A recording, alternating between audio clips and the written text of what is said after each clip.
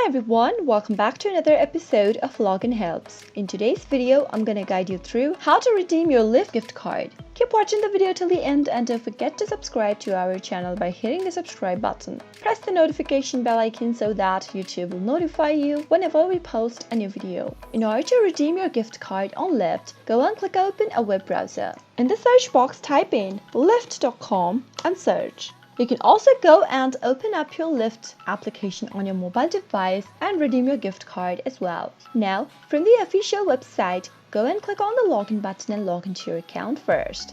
The login button is at the upper right corner. Once you click on it, log into your account by entering your credentials. Select your country from the drop-down and type in your phone number. Once you type in your phone number, click Next and wait for the 6-digit code to be sent to you via an SMS on your mobile number. Once you get the code, type it in the text box. Once you do that, you'll be taken to your next page, confirm your identity, and enter your email address that is associated with the account to verify your account. Now click on Next, and you'll end up in your profile. In order to redeem your gift card, you'll need to go and click on the Promos option at the left-hand side menu.